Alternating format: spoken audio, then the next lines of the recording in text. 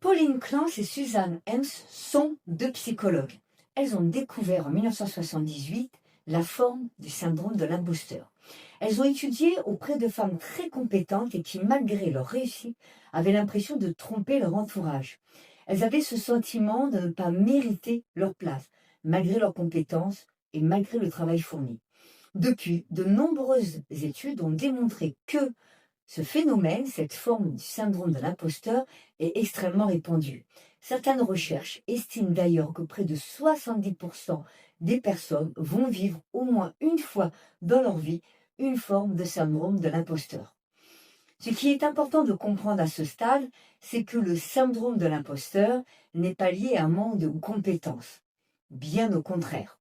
Il touche souvent des personnes très compétentes, capables de réaliser de grandes choses, très exigeantes avec elles-mêmes, très investies dans ce qu'elles font, et pourtant ne pas se sentir à leur place ou mériter la réussite qu'elles ont provoquée à travers leurs efforts, tout simplement. Le problème n'est donc pas la capacité, le problème n'est donc pas la perception, mais le problème est plutôt le regard qu'elles portent sur elles-mêmes. Le syndrome de l'imposteur, c'est cette petite voix intérieure, ce regard erroné que nous portons sur nous-mêmes, qui nous fait penser que nous ne méritons pas la réussite, que nous ne méritons pas l'amour, que nous ne méritons pas l'abondance, que nous ne méritons pas un travail, un poste, une position. Et cela a des conséquences énormes dans nos vies. Ça marche principalement autour du psyché, peu autour de l'émotionnel. On n'a pas peur du rejet des autres. C'est vraiment le regard que nous portons sur nous et c'est ce que nous méritons dans la vie. Donc, notre incapacité à passer à l'action, notre incapacité à réaliser certains projets de vie ne vient pas forcément de nous-mêmes. Elle ne vient pas forcément d'un manque de compétences, ni d'un manque d'intelligence, un manque de capacité ou même d'effort que nous allons mettre dans nos projets. Cette incapacité, elle vient de quelque chose de plus profond. Elle va venir, à travers ce syndrome de l'imposteur, dans quelque chose de beaucoup plus vicieux dont nous n'avons pas confiance. De cette petite voix intérieure, comme je le précisais, qui agit dans l'ombre, une voix qui nous pousse à douter de nous-mêmes. Nous allons avoir cette pensée que nous pouvons être dépassés par les responsabilités, voire que nous n'allons pas être à la hauteur du projet ou du poste. Autre situation, la difficulté à parler de ses compétences, de ce que nous savons faire. Nous pouvons avoir du mal à reconnaître notre savoir. On va le minimiser, même si des personnes vont le mettre en lumière. Quand nous devons nous présenter, parler de notre travail, expliquer notre valeur, nous allons tendance à nous réduire, à voir ça comme quelque chose de normal.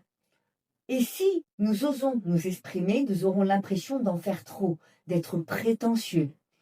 Ça, ce sont des situations très révélatrices. Il peut y avoir aussi avoir de la difficulté à recevoir la réussite. Quand quelque chose fonctionne, nous aurons tendance à ne pas nous attribuer ce mérite, mais peut-être à quelqu'un d'autre, ou à le minimiser. Nous pouvons avoir ce discours que c'est de la chance, par exemple, ou que c'est grâce à l'aide des autres. Donc, nous ne reconnaissons pas notre réussite comme quelque chose qui vient de nos efforts, de nos compétences, de nous-mêmes, mais de l'extérieur. Si en écoutant cette vidéo, tu te reconnais dans ce mécanisme, sache que ces schémas peuvent se comprendre et surtout se travailler. C'est le point important. C'est précisément le type de problématique que j'accompagne dans mon travail, à travers ma méthode et à travers les coachings, où nous allons venir explorer ces mécanismes en profondeur pour comprendre d'où ils viennent et comment s'en libérer. Si tu veux en savoir plus, je te laisse regarder les informations sous cette vidéo. Je propose 30 minutes gratuites avec moi. Tu m'exposes tes problèmes et je t'apporterai un plan d'action à travers ta problématique par ma méthode et mon accompagnement. Donc n'hésite pas, c'est très simple, tu as juste à cliquer sur le lien. Nous avons parlé des situations, nous allons parler des comportements typiques du syndrome de l'imposteur. Le syndrome de l'imposteur s'accompagne souvent de comportements très reconnaissables. Le premier comportement est la minimisation des réussites. Ça, c'est typique. Même quand une personne réussit quelque chose, elle a du mal à reconnaître sa valeur, à s'attribuer cette réussite. Elle va l'attribuer à des facteurs extérieurs. Deuxième comportement, le perfectionnisme excessif.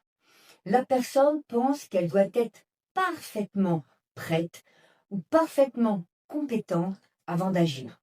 Et comme la perfection n'existe pas, elle reste bloquée, car elle estime qu'elle n'est pas assez parfaite, quel que soit le mot que nous mettrons derrière, et donc elle n'agira pas pour lancer ses projets, ou même dans une relation, par exemple. Troisième comportement, la peur d'être démasquée. Certaines personnes vivent avec l'impression permanente qu'un jour quelqu'un va découvrir qu'elles ne sont pas aussi compétentes que ce que les autres pensent. Mais c'est elle qui se dévalorise parce qu'elle est compétente, mais elle a peur que les autres la démasquent comme si elle mentait, comme si c'était une usurpatrice.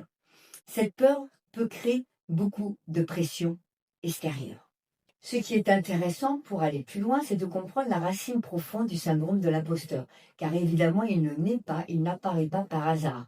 Il est principalement lié à plusieurs mécanismes psychologiques. Le terreau de ces circonstances psychologiques, c'est l'enfance, les schémas de l'enfance. Premier schéma, lorsque l'enfant apprend très tôt à prouver sa valeur. Par exemple, dans des familles très exigeantes, où la réussite est constamment attendue, l'enfant peut alors développer l'idée que sa valeur dépend uniquement de ses performances, et surtout que ses performances sont conditionnées à l'amour de ses parents. Donc le regard des autres, le regard extérieur, joue un rôle très important dans la construction de l'estime de soi. Si une personne a grandi dans un environnement où il a été critiqué, il a été jugé, comparé, ça peut être à l'école, avec les frères et sœurs, cette personne peut intégrer l'idée qu'elle n'est jamais assez. Ces croyances, si elles sont construites très tôt, même trop tôt, avec le temps, vont devenir des vérités. Avec le temps, ces expériences vont donc créer ces vérités profondes qui vont conditionner l'adulte que nous allons devenir. Des croyances comme je ne suis pas assez capable, je ne suis pas assez intelligente, je ne mérite pas cette réussite, je ne mérite pas l'abondance, je ne mérite pas l'amour, je ne mérite pas ma place. Il y a quand même cette idée de mérite et de capacité qui est souvent deux piliers de ces croyances et de ces vérités. Elles vont devenir ensuite des filtres à travers lesquels la personne va interpréter sa réalité. La peur du jugement, la peur du regard des autres peut renforcer ce syndrome de l'imposteur. Parce que la personne a peur d'être critiquée, elle a peur d'être jugée par rapport à ce qu'elle fait. Alors elle va préférer rester en retrait plutôt que de prendre le risque d'être vue, d'être montrée, d'être jugée. Donc il y a d'abord cette notion de place, ce syndrome de ne pas mériter, et ensuite, comme nous pensons que nous ne méritons pas, nous avons peur d'être jugés et d'être critiqués par les autres. Quels sont les risques et les conséquences? Eh bien, les conséquences sont importantes dans la vie d'une personne lorsque nous souffrons du syndrome de l'imposteur. Première conséquence, la procrastination. La personne repousse certaines actions parce qu'elle doute de sa capacité à réussir ou qu'elle mérite la réussite.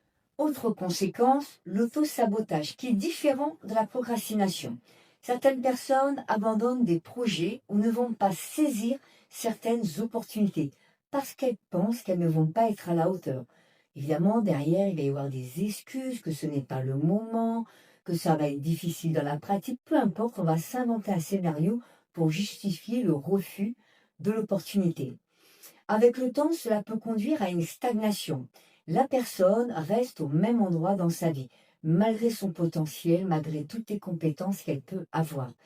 Et parfois, la conséquence est beaucoup plus profonde et de ne jamais vraiment prendre sa place, d'occuper une place qui n'est pas la sienne, parce que de prendre sa place va lui demander de transcender ce syndrome de l'imposteur.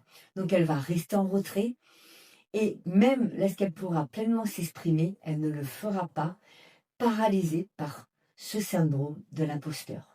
Le syndrome de l'imposteur n'est donc pas qu'un manque de compétences, c'est un vrai mécanisme intérieur qui vient brouiller la perception que nous avons de nous-mêmes. Évidemment, cette perception, elle est conditionnée à travers des mécanismes de l'enfance, des blessures. Donc, il va falloir aller chercher cette source, comprendre ce mécanisme qui reste inconscient et qui continue encore d'influencer nos choix.